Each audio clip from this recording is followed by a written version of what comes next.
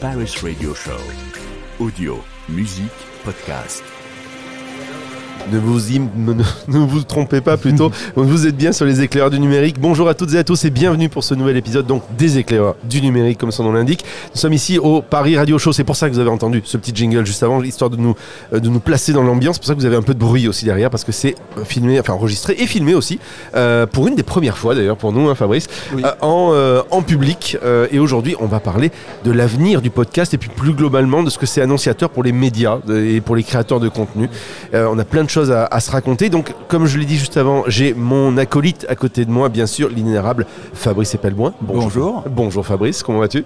Eh ben, écoute, fatigué en ce moment, un peu intense, mais ça va. Bon, très bien, on te voit pas mal effectivement sur les réseaux. Tu es encore sur X ? Je suis toujours sur X, plus que jamais. Plus que jamais. Et d'ailleurs, vous pouvez nous y retrouver puisqu'on fait régulièrement des lives sur X parce que c'est un endroit sympa où il y a des choses qui se racontent quand même. Ça fight un peu, mais il y a quand même toujours des gens intéressants qui y sont. Donc vous pouvez nous y retrouver régulièrement. Et puis aujourd'hui, nous avons deux invités. Le premier qui est juste là, à côté de Fabrice, c'est Cédric. Bonjour Cédric. Bonjour. Alors, Cédric Bégoc, je ne sais jamais. Bégoc. Voilà, j'avais un doute, mais on était d'accord. Hein. Cédric Bégoc, journaliste, ancien de Spotify. Oh, exactement, t'as fait mon LinkedIn. J'ai travaillé un tout petit peu quand même. Aujourd'hui, directeur des contenus de la plateforme Acast France. Exactement. Pour ceux qui ne savent pas qui est Acast, parce qu'en fait, Acast est derrière beaucoup de podcasts en France, mais peu le savent. C'est vrai, tout à fait.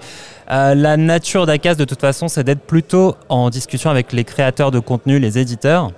Et en fait, ce que fait Acast, c'est que la mission principale, c'est de monétiser les podcasts, donc de générer des revenus très principalement publicitaires aux créateurs qui nous rejoignent. Et puis pour faire ça, Acast a une régie, a une solution technique qui distribue ces podcasts-là à travers toutes les applications et remonte évidemment la partie statistique. Parfait, donc on va avoir plein de chiffres, d'informations sur les tendances du marché. Et puis on a un autre invité, c'est Mathieu Genel. Bonjour Mathieu. Bonjour. Alors Mathieu qui a un double profil puisque Mathieu il est à la fois en charge de l'intelligence artificielle au sein de l'agence Brainsonic.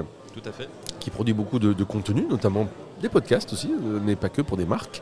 Et puis, il est lui-même aussi créateur de contenu, mais sur un sujet qui n'a rien à voir avec les marques. Non, je fais des histoires pour les enfants sur un podcast qui s'appelle Les Petites Histoires et qui est justement chez Acast. Oh, les choses sont quand même tellement bien faites. Et ça n'était pas prévu. mais si, sachez-le, il y a une grande horloge et tout est parfaitement aligné. Sachez-le. Alors, on va parler justement aujourd'hui, on va commencer à parler de l'évolution du podcast, en particulier, puisque celui-ci...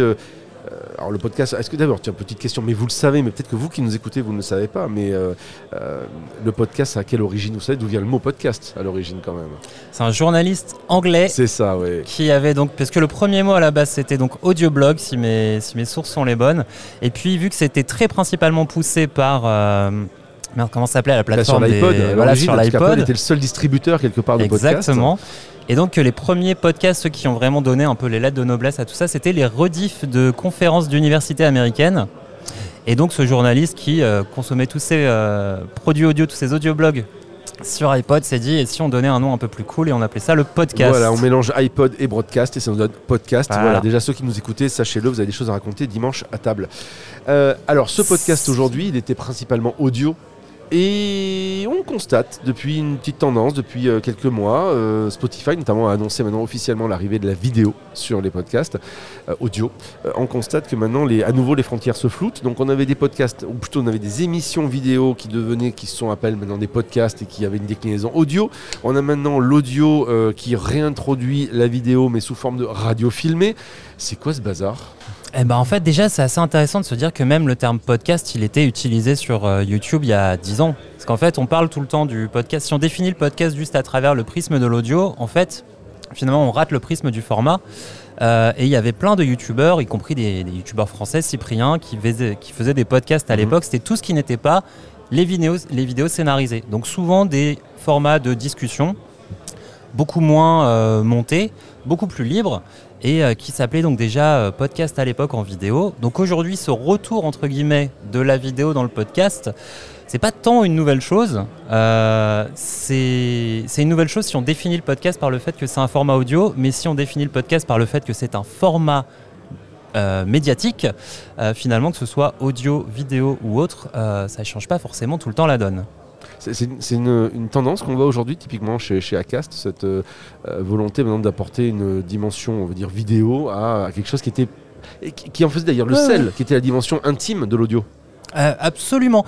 C'est quelque chose sur lequel on s'y intéresse beaucoup en fait, parce que une des problématiques, j'ai envie de dire, si on parle autant de podcasts filmés et de podcasts vidéo aujourd'hui, faut aussi entre guillemets se demander pourquoi. C'est que pourquoi est-ce qu'il y a cette espèce de résurgence du podcast vidéo, c'est que les plateformes vidéo veulent intégrer un petit peu le podcast dans leurs offres et veulent nourrir les algorithmes vidéo avec du contenu audio et du podcast. Donc ça leur permet effectivement de montrer qu'ils sont là sur un peu tous les médias. Mais la problématique qu'on pourrait voir aujourd'hui sur ce format audio, c'est qu'il est moins monétisé, il génère moins d'argent sur la partie audio, il est moins mis en avant, il bénéficie pas des mêmes, de la même couverture et du reach additionnel qu'un vidéaste sur YouTube. Donc du coup, la question c'est aussi de savoir pourquoi est-ce qu'on met ces podcasts-là en vidéo et à quoi la vidéo répond, et c'est surtout la question de la découvrabilité. Aujourd'hui, quand on est créateur de podcast, et Mathieu pourra en témoigner, le faire connaître, ce podcast, c'est un travail de tous les jours, il faut le porter sur sa tête, il faut parler à tout le monde. Le nombre d'applications de podcasts purement audio qui font des mises en avant, encore aujourd'hui en 2025, efficaces, il n'y en a plus vraiment des masses. Quand on prend un Apple Podcast ou un Spotify ou un Deezer, qui sont vraiment les 3 premiers distributeurs de podcasts en termes de volume en France aujourd'hui, purement audio, des mises en avant là-bas, ça n'a plus du tout le même effet qu'il y a quelques années. Et comme il n'y a pas d'aspect algorithmique sur ces plateformes, il faut aller le chercher là où il y en a un de base, et c'est souvent la vidéo, d'où un peu ce retour de la vidéo. Ouais, la découvrabilité, c'est le vrai nerf de la guerre, mais comme pour tous les contenus, mais pour l'audio c'est encore pire. Et comme tu le disais, dans le problème du podcast, c'est l'atomisation des plateformes. C'est vraiment un enfer en fait, parce que en plus on n'a pas de règles. Ce qui est génial avec la vidéo, c'est qu'on a un gros retour d'expérience, voire des règles qui sont données par les plateformes pour dire si vous voulez être visible, si vous voulez essayer de craquer un peu notre algorithme, voilà deux, trois informations, après débrouillez-vous. C'est quand même une énorme contrainte éditoriale, ces règles imposées par YouTube. On va nommer l'éléphant dans la pièce. Dans la pièce, hein. On a un YouTube qui formate complètement les formats audiovisuels, qui censure de façon hallucinante, qui oblige d'ailleurs une certaine créativité dans la façon d'énoncer les contenus pour ne pas être censuré. Je suis pas sûr que ça soit tellement un inconvénient que ça, l'atomisation. En fait, si tu te places d'un point de vue pur, d'un point de vue marketing, oui, d'un point de vue liberté d'expression, mais pour moi c'est là où c'est différent. C'est-à-dire qu'il y a d'un côté, toi en tant que créateur, tu as envie que ton contenu, ou marque, tu as envie que ton contenu soit visible. C'est plus facile en fait de se dire, je connais les règles, après je les accepte ou non, ou je les détourne, j'en profite, et c'est ce que beaucoup de gens font sur YouTube ou d'autres plateformes, Instagram, etc. Soit tu te dis, en fait, je diffuse, et puis c'est un coup de bol. Et encore, moi, j'ai du bol, ça fait plus de 6 ans que j'existe, et j'ai bénéficié justement d'une mise en avant de la part d'Apple qui m'a fait décoller un truc de fou. Aujourd'hui, quand tu te lances dans le podcast pur et dur, émerger et avoir des niveaux d'audience comme les miens, où je suis très fier d'avoir plus de 400 000 écoutes par mois, ce qui est, je ne suis pas le plus gros, mais c'est très cool quand tu es autoproduit. Voilà, c'est très dur d'atteindre ces audiences-là. Mais il n'y a pas un paradoxe qui est qu'à l'origine, on nous a vendu, si je puis dire, le podcast, audio je parle, comme un lieu, un peu comme la radio libre, un peu un oasis où justement il n'y a pas d'algo. Il y en a qui arrivent à s'en sortir, hein. Je pense à Thinkerview.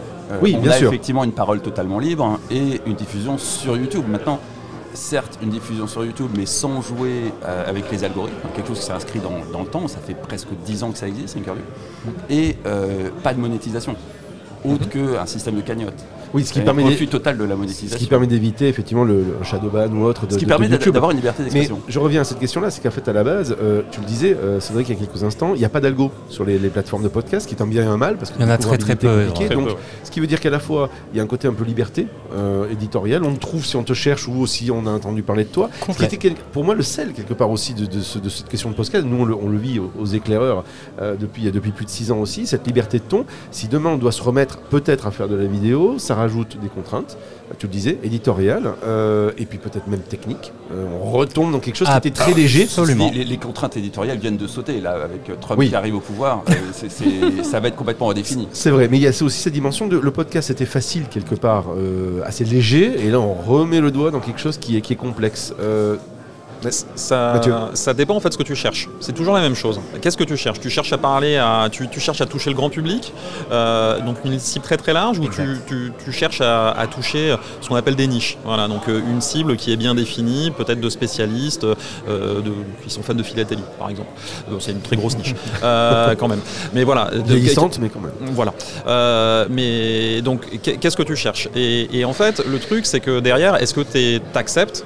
Si tu veux atteindre un certain niveau, donc quel est ton objectif, de mettre tous les moyens qu'il faut. Si je parle de moi, on en a parlé plusieurs fois avec Cédric et les équipes d'Acast. Moi, je fais de la fiction. J'ai des comédiens, j'enregistre en studio. Hyper compliqué à faire passer en audio. C'est un enfer. Enfin, pardon, en vidéo. En audio. Ben oui, en audio, c'est génial. Pardon, c'est super adapté. Mais par contre, en vidéo, c'est compliqué. Donc, il faut que je me pose la question. Ça n'a même quasiment pas de sens. Non. Enfin, ça pourrait en avoir, mais du coup, en fait, moi, les coûts, ils sont démultipliés. Si je veux créer. Et en plus, tu rentres en concurrence avec une flopée de contenu enfant sur YouTube. C'est encore une autre bataille. Je peux pas les contrer. Donc là, la question que j'ai en ce moment pour 2025, c'est de trouver un nouveau format et faire que mon Instagram, parce que je suis vieux, moi, je connais pas TikTok, et que sur mon Insta et peut-être sur TikTok, en tout cas, je crée une capsule de contenu qui vienne en complément de ce qu'apportent les petites histoires, sachant que les petites histoires, avec mes histoires, j'enrichis l'imaginaire des enfants. Donc, qu'est-ce que je peux créer comme capsule qui enrichissent l'imaginaire des enfants et qui ne soit pas de la fiction et qui soit facile et léger à produire. Mais c'est des contraintes que je vais me mettre supplémentaires. Il faut que je réfléchisse à ma manière de produire, sachant qu'en plus, à côté, j'ai un travail. Donc, voilà. Cédric ? En fait, tu le dis très bien, c'est-à-dire que qu'est-ce qu'on vient chercher au podcast, ça peut être tout aussi simple que ça peut être très compliqué. Si on vient chercher une liberté de ton pour s'adresser à des spécialistes ou à ses potes ou à quoi que ce soit, effectivement, ça reste un super format, mais en vrai, ça peut aussi se faire sur Insta ou en YouTube et tout ça. Si on vient chercher un business model, de venir vivre du podcast, de venir en travailler, effectivement, du coup, il y a d'un côté le contenu qui reste toujours vachement moins coûteux à faire en podcast, et avec une facilité et un accès à l'imagination, et en plus un accès à aussi ce qu'attend une partie du public aujourd'hui, de se détacher les yeux des écrans. Il y a vraiment cet aspect-là dans le podcast, d'avoir des discussions longues, de la longue pédagogie sur des sujets. Par contre, effectivement, vu que ce n'est pas un format qui est détenu par un GAFA, comme c'est à peu près le cas de tous les médias ou formats, depuis 15 ans, la vidéo, c'est détenu par YouTube. Et la bataille, c'était est-ce qu'on est un YouTuber ou est-ce qu'on a un Dailymotionner? Ça existait. Le podcast, en fait, on est sur toutes les plateformes. Dailymotion. Voilà. Instagram, c'est poussé par Meta. Donc, c'est assez simple de comprendre les règles, de les piger et d'être dans un univers qui a un intérêt à vous mettre en avant. Le podcast, c'est détenu par personne. Tout le monde y a un petit peu un truc dessus, essaie de tirer la couverture à lui. Donc du coup, il n'y a pas effectivement une mise en avant aussi facile que sur ces autres plateformes. Alors, on parlait de format il y a quelques instants. Fabrice, tu citais Thinkerview en vidéo, mais qui existe aussi en audio, qui sont des formats longs. On pense aujourd'hui en podcast, le podcast numéro 1 français, Génération Do It Yourself, Mathieu Stéphanie, qui fait des podcasts. Je voyais le dernier là, qui est sorti il y a quelques temps avec le producteur du Bureau des légendes. 3 heures. 3h03 quand même. Mais c'est Mathieu, ça. Même oui, Mathieu, il aime bien les longs formats. Même en 1,5 en écoute, ça prend du temps. Il y a un hack en fait. C'est que très concrètement, il y a des intelligences artificielles qui écoutent à votre place et qui font des résumés. Alors oui, tu as raison, on peut avoir le côté, comme on trouve aujourd'hui des fois des plateformes du style je vous résume le livre de développement personnel ou de machin de bidule. C'est bien plus vicelard que ça, c'est que tu peux carrément donner à manger à une IA une cinquantaine de podcasts de 3 heures chacun qui sont sur une même thématique ou qui viennent de la même personne qui fait une multitude de podcasts et ensuite avoir un chatbot dédié. Tu peux... Et du coup, le podcast devient quelque part de la matière première qui est à traiter derrière. Tu as raison. En partant du principe qu'on a envie d'écouter. Voilà, et pas forcément de traiter ça pour de l'information, même si tu as raison. Aujourd'hui, si on veut faire de la veille, si on veut travailler sur un sujet, 3 heures, il faut quand même du temps. Pour autant, j'ai quand même l'impression aujourd'hui, même sur les formats vidéo, et donc il y a une connexion, parce qu'on en parlait il y a quelques instants, que les formats sont en train de s'allonger. Absolument. Complet. Ouais. Alors je comprends pas. Pendant des années, on nous a expliqué, bon les gars, il faut faire 2 minutes, 5 grand maximum parce que vous comprenez, voilà. Et là, on est en train de revenir. Alors Thinkerview, c'était sa signature parce que ça permet d'avoir du temps long. J'ai jamais compris cette règle de il faut faire court. Si tu te souviens, avec Read Wide Web, ce qui est là de 2007-2008, à l'époque, on nous disait non. Oui, alors c'était nous derrière, voilà. Donc on sort les dossiers. Moi, je faisais des articles qui faisaient 15, 20, 30 feuillets et qui marchaient du feu de Dieu. À mon avis, on s'est fait blousés par des marketeurs qui, sur de leur... Ou des algos. Non, même pas. Non, parce que vraiment, on faisait 3 millions de vues sur des articles qui faisaient 10 feuillets. C'est vrai. Ouais. Mais en fait, c'est vrai, c'est qu'à la fois, il y avait des long reads qui marchaient encore. Des long reads, c'est long format écrit, qui marchait encore beaucoup. Mais c'est vrai que le web a ramené aussi cette espèce d'obsession de la page vue, de la génération de contenu très rapide. C'est le marketing qui l'a ramené, c'est pas le web. Le besoin marché, effectivement. Le modèle économique et les régies qui avaient besoin de vendre toujours plus d'espace. Ouais. Et du coup, cette atomisation en termes de contenu qui se sont raccourcis, qu'on a pu voir en vidéo, on l'avait déjà vu finalement on arrive à la fin de l'histoire, TikTok, les contenus font de 17 à 40 secondes. Il y avait pire à l'époque, rappelez-vous Vine, 6 secondes. Hein. Exactement. Mais pour revenir à ça, c'est et aujourd'hui on ressort du creux aussi. Voilà, on ressort du creux et on revient maintenant sur des formats plus longs parce qu'on dit c'est bien de se poser, de prendre le temps. Il y a une saturation. Tendance ou est-ce qu'on est sur une tendance lourde à nouveau ou est-ce qu'on est sur un épiphénomène Mathieu? Tout est en train de s'agrandir pour une seule raison. S'agrandir. C'est bizarre ce que je viens de dire. Ouais, les contenus s'allongent. Podcast. Pourquoi ? Parce qu'en fait, c'est aussi plein d'occasions de mettre de la pub. YouTube, la raison pour laquelle aujourd'hui il favorise les formats longs, c'est qu'à un moment donné, il y a beaucoup plus d'insertion publicitaire, donc c'est très intéressant pour la plateforme. TikTok aussi, il y a une autre raison pour laquelle on est loin des formats d'origine. On est sur des formats qui peuvent durer plusieurs minutes maintenant. Même chose sur Instagram. YouTube avec les shorts. Exactement. Et donc en fait, ce dont on se rend compte là, c'est différent. C'est juste qu'en fait, on veut que les gens restent encore plus longtemps. Et les formats longs, c'est aussi eux qui ont regardé. Ils ont vu que enchaîner plein de formats courts, au bout d'un moment, ça sature. Alors que des formats où il y a quand même un peu plus de valeur dans la création des contenus, en fait, et peut-être des histoires ou ce genre de choses qui sont apportées, c'est déjà plus simple aussi pour les créateurs et l'engagement est plus important. Et donc en fait, quand tu dis tout est marketing, c'est vrai, mais pour moi, c'est une balance entre l'engagement des plateformes, et elles veulent absolument que l'engagement il soit maximum, et l'argent que ça va rapporter à ces plateformes et aussi aux créateurs. Je dis pas que tout est marketing, je dis que le marketing a imposé un format, mais c'est pas nouveau. Les Trois Mousquetaires, c'était un format en feuilletonnage, ça date de très longtemps. Le truc, c'est que là, étant donné la profusion de production et le poids du marketing, on sort effectivement d'une période d'une bonne quinzaine d'années dans laquelle le contenu, tout le monde s'en foutait, et c'était l'adaptation au format du marketing en vue de rentabiliser un contenu. Et puis on est arrivé, notamment aux États-Unis, avec des trucs comme Joe Rogan qui ont tout foutu par terre. Et là, effectivement, on a le contre-coup américain, l'un des multiples contre-coups américains, où des formats longs avec des discussions de 2 heures, 3 heures sur lesquelles on ne peut pas mentir. Par exemple, et Joe Rogan. On ne peut pas mentir 3 heures de suite, c'est pas possible. Absolument. Et c'est d'ailleurs pour ça que Kamala Harris a jamais fait ces podcasts-là. On ne peut pas mentir 3 heures de suite, et ça explique le succès de ce format, pas monté, souvent en live, dans lequel il n'y a pas de triche possible. Et qui d'ailleurs, et je veux donner la parole à Cédric, et qui d'ailleurs est un contre-coup des médias classiques, puisque on entend un Zuckerberg qui va dire j'ai le temps de pouvoir développer ma pensée, ou même des politiques. Et qui ont totalement siphonné. Et c'est intéressant parce qu'aujourd'hui le format télé fait et encore plus aux États-Unis, parce qu'on n'a pas le côté coupure télé, coupure radio, coupure pub que l'on a aux US, on s'en rend pas compte, mais c'est irregardable. Surtout que ça vient d'un mec, Mark Zuckerberg, dont la plateforme Instagram a participé complètement au raccourcissement des contenus et tout ça. Mais c'est vrai que pour faire le lien justement avec l'aspect marketing, où je vais plus parler effectivement d'économie publicitaire, parce que c'est une question de marketing et d'annonceurs. Mais en fait, ce qui est aussi intéressant dans ce renouveau du format long, c'est aussi un petit peu la fin des algorithmes. C'est que pendant une dizaine d'années, beaucoup d'achats de marques ont été faits avec des bases de données qui communiquaient avec d'autres bases de données en disant on va servir votre pub à tel endroit parce qu'on a telle liste qui se confond avec telle liste, qui fait qu'à ce moment-là, dans les 3 premières secondes, l'utilisateur, ça va être vraiment celui que vous voulez toucher. Au bout d'un moment, on est arrivé un petit peu à la fin de ce truc-là où les gens dans les agences médias ou chez les annonceurs achetaient des bases de données dont ils ne comprenaient plus rien. Ce qui a été intéressant au moment du podcast, quand on a commencé à travailler sur ce format il y a 6 ans et à venir le défendre dans un espace publicitaire où il y a très peu de data. Il n'y a pas de cookies en podcast, il n'y a pas beaucoup de bases de données. On a ramené aussi. Il y a des datas, mais elles ne sont pas forcément partagées. Oui, mais il y en a beaucoup moins, par exemple, que tu ne peux pas analyser effectivement le cookie de ton utilisateur et dire celui-ci, il est allé sur tel site, donc c'est telle pub qui va passer sur tel podcast. Les call to action sont compliqués, tu ne peux pas cliquer sur un lien ou un truc comme ça. Oui. Donc on a dû revenir à cette question de l'engagement. Qu'est-ce qu'ils sont en train d'écouter? Quel est le contexte d'écoute? Comment je m'en sers dedans? Et qu'est-ce que je leur raconte? Donc mine de rien, c'est assez intéressant de voir le podcast avoir ramené des bases de communiquer ici parce que cette audience-là, elle écoute ça pendant longtemps. Et que ça a du sens pour vous de venir leur parler. Et du coup, en fait, ça a été un des fers de lance du podcast, de parler d'engagement. On dit souvent que c'est le média de l'engagement. parmi tous les autres. Une écoute moyenne de podcast aujourd'hui d'un épisode de podcast en France, c'est 26 minutes. C'est 2 minutes pour une vidéo web et c'est 10 secondes pour une page web.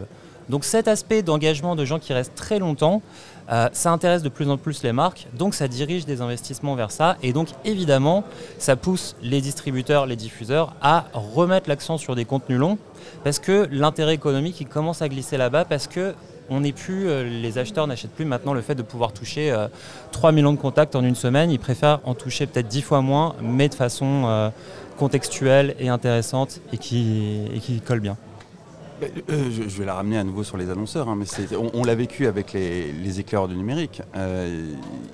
Le seul, unique annonceur qui a osé nous sponsoriser, et encore pour un temps assez court, c'était Ledger. Les autres n'osaient pas.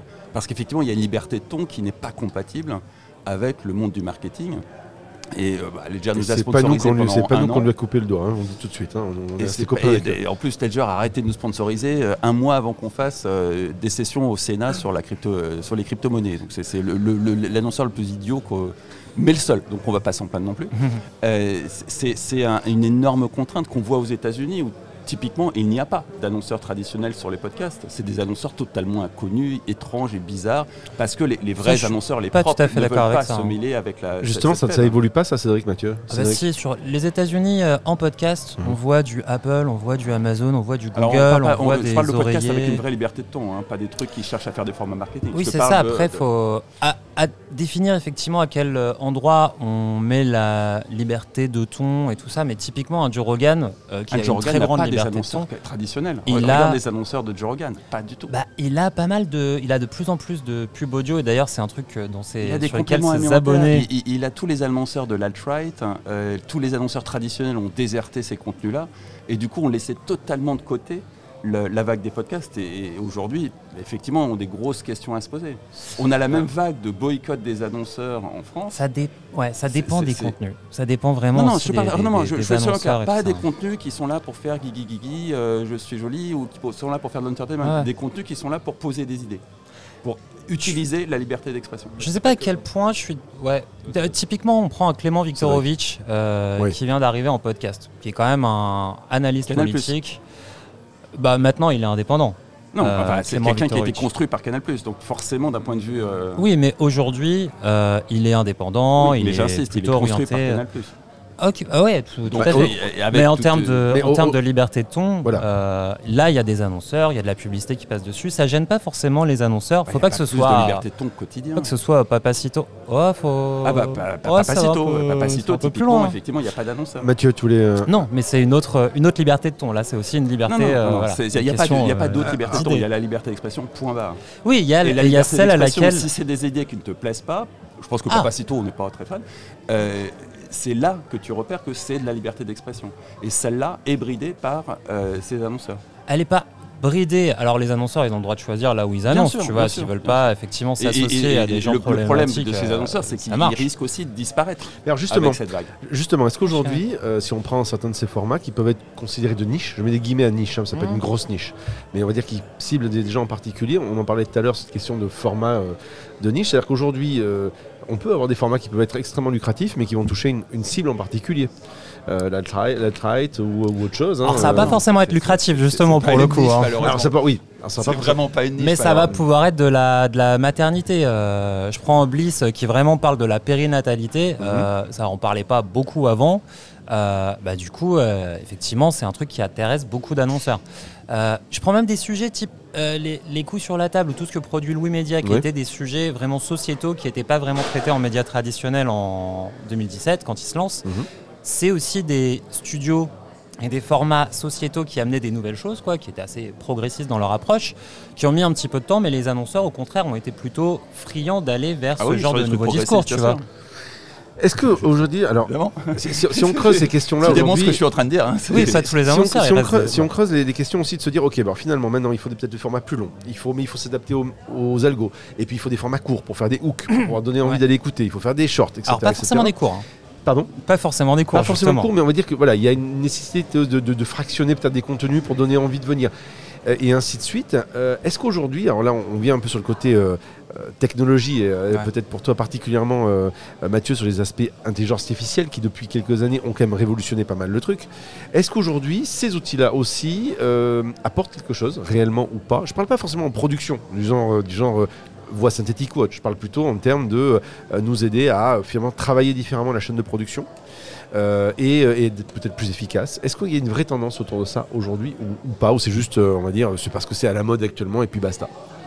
Aujourd'hui, en fait, si on parle du podcast et de la chaîne de valeur de création, tu peux utiliser l'IA à plein d'endroits pour accélérer des choses. Par exemple, si je prends mon cas, sur toute la partie écriture, je suis passé de 2 à 3 jours d'écriture sur des scripts qui font à peu près 3 à 4 000 mots à une journée, voire une demi-journée.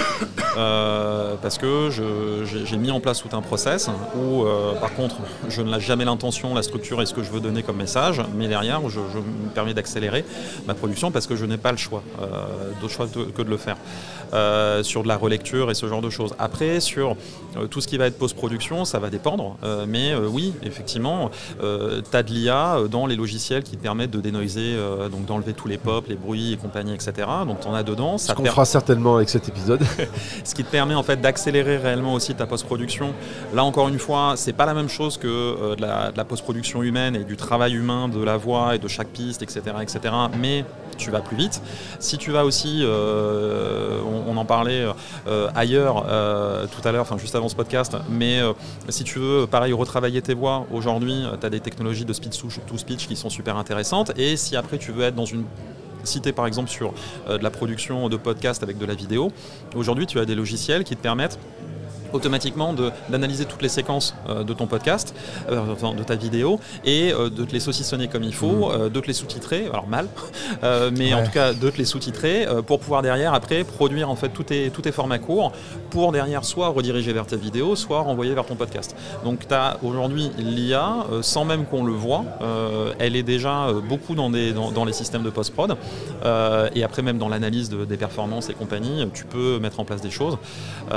Donc c'est assez présent, mais en fait il faut se rendre compte qu'il y a plein d'outils, plein de logiciels en fait qui sont super intéressants aujourd'hui à utiliser à chacune des étapes.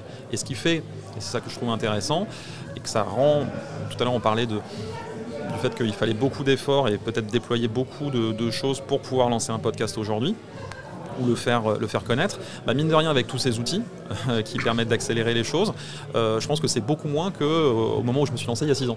Tu vois, c'est peut-être plus facile et plus simple. Mais ça reste, il y a une certaine complexité parce que faut apprendre à connaître cet écosystème qui est compliqué, et un podcast audio pur et dur, peut-être qu'effectivement faut se poser la question de la promotion. Cédric. Sur la partie IA, il reste Acast, typiquement, on fait à peu près toute la chaîne de valeur hors la production. C'est-à-dire que les podcasteurs arrivent avec les épisodes déjà créés, nous on va participer à la distribution techniquement, participer à la distribution en termes de marketing, mais on ne va pas être dans la prod. Et effectivement, l'IA en dehors de la prod aujourd'hui pour travailler sur des plans marketing ou aider à ça, on n'est pas encore totalement... Après, tu peux générer, alors c'est autre chose parce que souvent dans le podcast on le fait pas, mais si tu veux générer des ads, donc sur Meta ou ailleurs, etc. Aujourd'hui, utiliser de l'IA, de toute façon il y en a qui sont intégrés dans la suite, dans la suite de Meta, mais tu as plein d'outils. Encore une fois, l'IA est dispo, mais après tu as encore besoin d'un minimum d'intelligence humaine. Pour faire beaucoup de choses. Pardon. Mais ça dépend aussi de ce que tu recherches. Et tu peux faire, il y a des podcasts qui existent, qui sont générés à 100% avec de l'IA. Après, est-ce que c'est intéressant, pas intéressant? Les voix sont un peu bizarres. En français, c'est vraiment en français ça. En français, c'est chaud. Je sais pas si c'est pourri, c'est pas encore ouf. Ça peut être bluffant sur certaines applications. On parle de podcast là, mais chez Brainsonic, on travaille beaucoup sur l'avatarisation et il y a des choses qui sont intéressantes, même en français. Mais en revanche, effectivement, si tu parles directement sur de l'anglais, alors là, c'est zinzin. Fabrice, moi, je suis plus dans une vision consommateur du podcast. Moi, j'ai arrêté de suivre la campagne américaine il y a déjà un bout de temps parce que la couverture presse était cataclysmique. C'était la sortie de Trump égale Hitler. Il n'y avait aucune analyse, rien. Donc, je me suis mis à écouter les sources. Et les sources, c'est grosso modo une cinquantaine de personnes qui sont dans l'entourage de Trump, aujourd'hui qui sont pour l'essentiel ministres ou à des rôles, des fonctions de responsabilité dans la nouvelle administration Trump, et qui, ces 4 dernières années, ont passé leur vie à faire des podcasts. Et donc, vous prenez n'importe lequel des ministres de Trump actuels ou des têtes pensantes de l'équipe Trump actuelle, vous avez au bas mot 200-300 heures de podcast. Ouais. Et donc, il y a là-dedans, est-ce que tu penses il y a là-dedans, c'est que tu balances tout ça dans du Notebook LM, qui est une intelligence artificielle de Google, qui sert à créer des chatbots et des podcasts à partir d'un nombre de sources réduites. Et à partir de là, non seulement vous avez un chatbot qui vous permet d'interroger chacun des personnages dans la campagne de Trump, mais en plus, vous cliquez sur un bouton, vous avez un podcast d'1/4 d'heure qui vous résume sa pensée et qui est extrêmement efficace. Alors justement, tu m'apportes sur un plateau, je te remercie, cette transition vers les aspects de l'impact sur les médias traditionnels. Tu le disais il y a quelques instants, le traitement de la campagne américaine. Ils ont siphonné l'audience. CNN a quasiment disparu, MSNBC est sur le point de déposer le bilan. Ça, c'est hyper intéressant. C'était déjà quelque chose qui avait été mis en place, au moins qui était enclenché, on va dire, sur les campagnes précédentes. Là, j'ai l'impression qu'on a atteint quelque chose qui commence à, on va dire, une sorte de catharsis sur le sujet, il y a une bascule. Cédric, je te vois opiner du chef sur le sujet. Ça, c'est un vrai marqueur qui va arriver en France. Parce qu'on ne voit pas trop encore pour l'instant, mais ça va... Il y a Bolloré en France. Qui va arriver en France, je sais pas. Il y a tout le temps eu une forme de polarisation. Mais cette bascule de, quelque part, les médias classiques, CNN, CNBC ou autres, vivaient quand leurs grandes heures sur, on va dire, la dynamique qu'ils avaient passée. Et là, maintenant, ça bascule vraiment sur moins des journalistes, peut-être plus des chroniqueurs, des gens d'opinion, etc., mais qui laissent le temps. De la liberté d'expression. En fait, il y a plein de sujets à l'intérieur, ces médias-là, qu'est-ce qu'ils ont fait aussi pour se maintenir? Parce qu'en fait, on parle de médias télé versus en face à un YouTube où aux États-Unis, le premier usage de YouTube, c'est de la télé connectée. YouTube, c'est Netflix, voilà. Aux États-Unis. Mais YouTube remplace les moments qui étaient dédiés à la télé. Donc déjà, il y a une perte un petit peu de puissance de ces médias là-bas. Et puis effectivement, plus la consommation de news s'est webisée ou est passée sur le web, plus les créateurs indépendants de toutes sources de contenu sont venus grappiller du temps sur ces médias-là. Et en plus, quand tu rajoutes à ça le côté qui peut être très polarisé de la politique américaine, où ça se fight et où le sport national, c'est de dénoncer les médias d'en face, tu peux évidemment assez rapidement faire s'effondrer un petit peu la crédibilité de ces médias-là, et tu les remplaces par tes propres sphères d'influence, que sont des podcasts où tu es sûr que tu racontes tout, tu peux passer 3 heures à développer ta pensée. Là, on tombe sur les Joe Rogan et tout ça, sur lesquels tu vas trouver tes modèles économiques. Parfois, ça va être de la pub. Joe Rogan, c'est 300 millions de dollars de Spotify. C'est confortable. C'est confortable pour faire un podcast.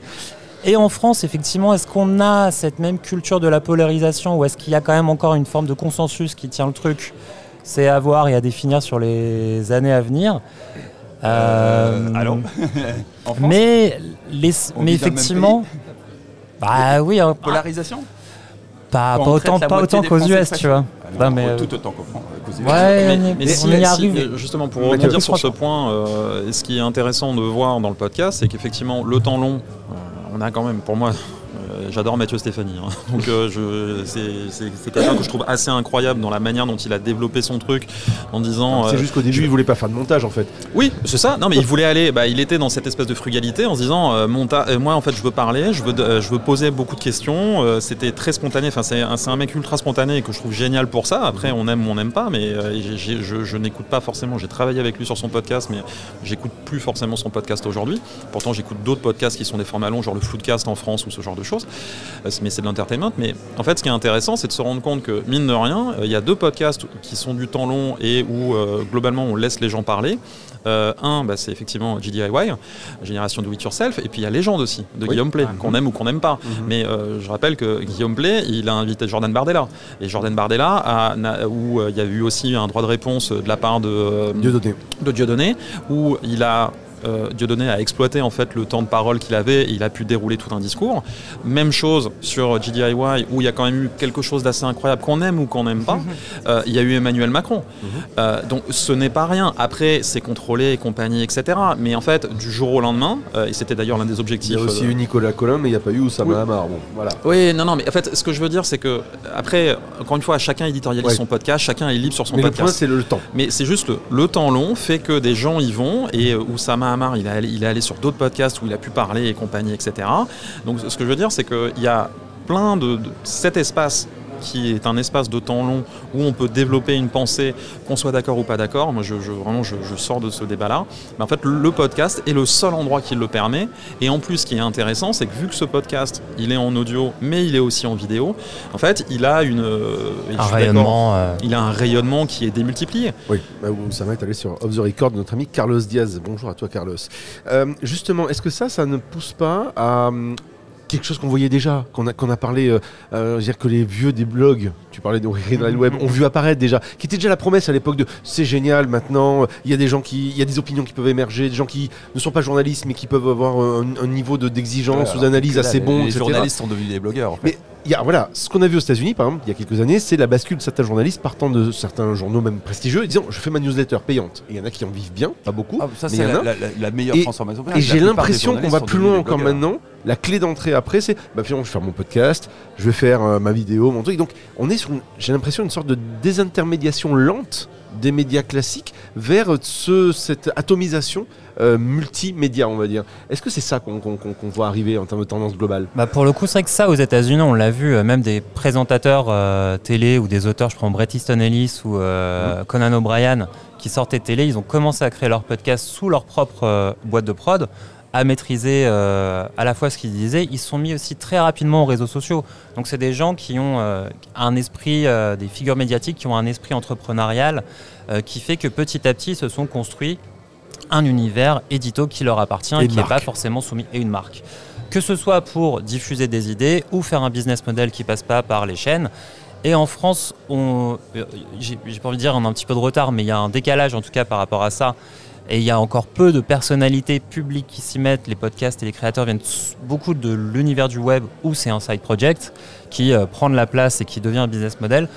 On n'a pas encore ce niveau où des grandes personnalités s'y mettent de façon sérieuse, mais effectivement de voir un Guillaume Play ou même un François Hollande qui commence à lancer son podcast, on se dit qu'il y a ces sphères d'influence, ça commence à les intéresser, ces créateurs, que ce soit pour le business, que ce soit pour la diffusion des idées, et ça c'est très proche de ce qu'on peut voir aux États-Unis. Sur la diffusion des idées, si je peux me permettre de rebondir, ce qui est intéressant aussi, parce qu'on parlait de l'IA tout à l'heure, tu peux être dans une logique de production où même si la qualité vocale n'est pas forcément ouf, tu peux arriver sur une qualité de production où tu diffuses des idées, tu es en masse et tu crées en fait du contenu, tu le diffuses, tu développes un propos grâce à de l'IA, donc c'est plus simple. Ce qui est en plus génial, c'est que derrière tes shorts, ils sont tout faits parce que faire en fait, on en a plein des shorts, on les voit tous, ces shorts avec des voix de synthèse en français, en anglais ou autre, avec des images en fait qui s'enchaînent, qui sont en rapport ou pas d'ailleurs avec le propos.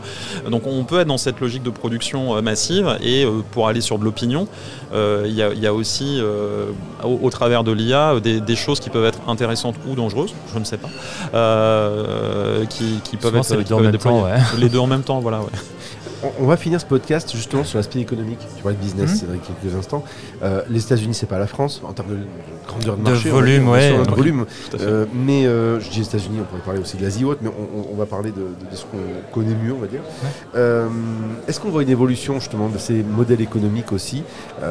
En gros, en clair, là, je vois des créateurs de contenu aujourd'hui qui disent moi, je travaille avec 3 marques, ou je travaille à l'année avec une marque, ou autre. On arrête le côté, je vous balance mon truc au début, et puis basta.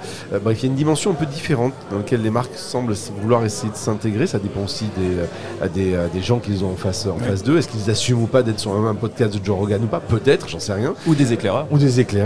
Venez chez nous. Et promis, on mord pas trop. Et donc la question c'est ça, c'est est-ce qu'on voit aussi une évolution de la part des formats et aussi des annonceurs vis-à-vis de le fait de se dire bon, il y a quand même du monde qui écoute, donc il faut peut-être qu'on se pince un peu le nez, mais on y va, quoi. Cédric. Alors ils ont au contraire, plutôt que de se pincer le nez, ils y vont de plus en plus avec goût et envie.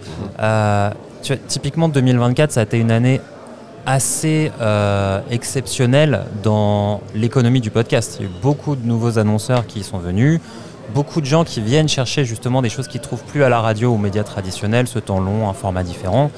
Et typiquement, si je prends juste 2024, c'est plus de 40% de tous les revenus qu'on a versés aux podcasteurs depuis que Acast existe, depuis 6 ans. Donc ça a été une année assez extraordinaire avec 2025 qui prend un petit peu la même direction. Donc il y a eu un changement de paradigme de la part des annonceurs vers l'audio digital, principalement vers le podcast. Ça correspond à une baisse aussi de la confiance et des investissements en radio traditionnelle. Et ça correspond donc aussi... on voit aussi comme ce qu'on voit aussi en télé, qui est une bascule vers un petit, voilà, effectivement. Alors, faudrait détailler beaucoup enfin, faut creuser beaucoup. En tout cas, il y a quelque chose de conjecturel. Est-ce que c'est lié? Sans doute, mais j'ai pas la preuve que c'est lié. Mais il y a conjecturel. Et il y a aussi, effectivement, de plus en plus d'investissements sur la vidéo digitale, sur le marché de l'influence. Donc c'est aussi pour ça que ces plateformes vidéo, elles s'intéressent au podcast. C'est qu'il y a de l'argent à aller récupérer sur cette partie-là. Donc, ces annonceurs s'y intéressent beaucoup. Et encore une fois, de plus en plus d'annonceurs. Là, la problématique d'un podcasteur, d'un créateur de contenu, ça va souvent être de trouver effectivement la régie ou les collaborateurs qui vont l'aider à aller bien présenter le podcast et discuter de ça, parce que c'est beaucoup une question de pédagogie auprès des annonceurs et des agences médias de monétiser son podcast. Et en fait, il y a eu, je pense que je suis le meilleur exemple du galérien qui commence à avoir le bout du tunnel. Vraiment, moi j'étais sur une niche, les enfants. C'était les petites histoires pour ceux qui exactement, ne connaissent les pas. petites histoires, et voilà, disponibles sur toutes les bonnes plateformes. Non, toutes les plateformes en fait, qu'elles soient bonnes ou mauvaises en expérience utilisateur. Mais sur Spotify, je réponds à tous les commentaires. Bref, pardon. Ce qui est intéressant, c'est de voir qu'on a eu le Covid, et le Covid, tout le monde pensait que c'était génial et que c'était la révolution du podcast. Voilà. C'est un peu comme sur le jeu vidéo d'ailleurs. Voilà, on s'est tous fait matrixer, plus ou moins, mais derrière, pour autant, il n'y avait pas forcément les investisseurs qui venaient, donc les annonceurs ne venaient pas. Il a fallu un temps d'acculturation, et honnêtement, et c'est vraiment pas parce que je suis chez Acast depuis le début, Acast et tous les autres acteurs du marché ont fait un taf de malade, mais il fallait ce temps en fait pour aller expliquer aux gens ce que c'était le podcast et quel était l'intérêt. Même si nous, créateurs, on voit tout à fait l'intérêt qu'on a. Les annonceurs, ils sont pas formatés comme ça. Ils pensent cible, et les datas aussi sont super importantes, et c'est un des défauts dans une certaine mesure. Ils veulent aussi du ROI, alors très souvent c'est un format qui prend du temps. Exactement, et donc montrer ce genre de choses et tout. Et en fait, ce qui est intéressant, c'est aussi faire comprendre en fait, à qui s'adresse votre podcast, pour de vrai. Moi, je savais, parce que j'avais des données, que mon podcast s'adressait aux familles et pas qu'aux enfants. Parce que j'ai beaucoup de gens, il y a plus de 40%, presque 50%, des écoutes, même 60%, qui se font en famille, globalement. Donc c'était intéressant. Et là, j'ai eu les premiers annonceurs, et en ce moment, il y a une campagne qui tourne sur mon podcast. Je ne sais pas si j'ai le droit de citer de marque. Vas-y. Ouais, pardon. Oui, non, mais c'est Airbnb qui me fait confiance parce qu'ils ont compris que j'étais un podcast familial, et donc pendant presque un mois et demi, c'est mon annonceur qui est là, et du coup ça m'apporte en fait une assise financière hyper intéressante pour imaginer des super projets sur 2025. Il y a aussi, j'ai cette chance-là parce que je suis dans l'univers enfant, mais c'est très compliqué, des marques qui me font confiance pour produire des contenus. Donc là aussi c'est cool, et pour le coup, alors je suis sur un domaine enfant, et j'ai une éditoriale qui est très large, mais bon, j'ai une vision de la manière de créer du contenu pour les enfants, et en fait j'ai carte blanche, ils ne retouchent pas à mon script, jamais. Voilà, on se met d'accord sur la direction, et après ils savent ils font appel à moi, et il n'y a pas de problème. Un petit peu comme sur les youtubeurs, où aujourd'hui quand on voit tous les pré-rolls qu'ils font, il y en a qui se moquent des marques, etc. et ça passe. Donc voilà, et ça, ce qui est intéressant, c'est qu'il y a plein de formats comme ça, et il y a aussi, ce que tu disais, les spots audio.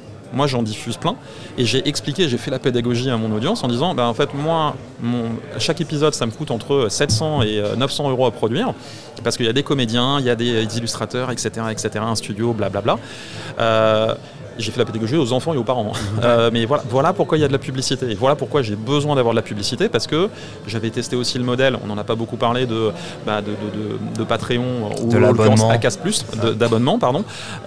Et en fait, ça ne marchait pas auprès des parents. Pourquoi ? Parce qu'ils disaient, en fait, moi, mettre 2 € par mois, pour ne pas avoir de publicité, moi j'ai trop d'abonnements, je ne veux pas, et je préfère mettre ces 2 € ailleurs. Donc t'as mal quand tu es créateur de contenu, mais tu comprends, et donc du coup tu essaies de trouver des choses, et après tu parles avec ta commu pour essayer de construire le modèle économique qui convient à tout le monde. Mais c'est vrai qu'au-delà, pour rebondir sur l'abonnement, quand on regarde les stats, il y a 35% des personnes qui se déclarent prêts à payer pour soutenir un podcast, ne pas avoir de pub. Dans les faits, c'est moins de 5% qui le font vraiment. Donc du coup voilà, à méditer. À méditer. On va rester là-dessus justement pour méditer. Fabrice, une petite dernière réaction. Parce qu'on fait nous des contenus sur la technologie et la politique depuis 2007. Un podcast depuis maintenant 6 ans, toujours sur le même contenu.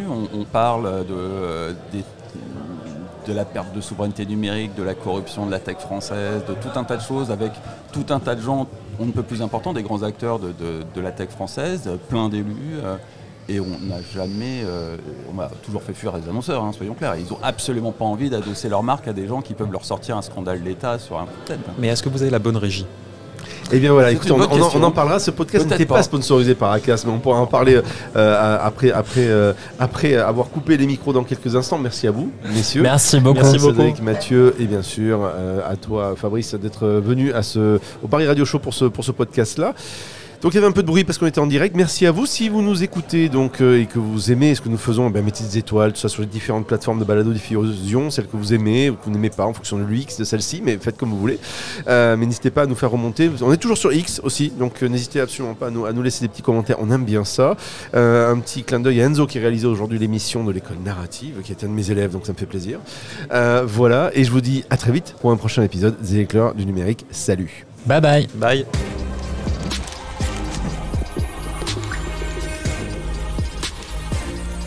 Paris Radio Show. Audio, musique, podcast.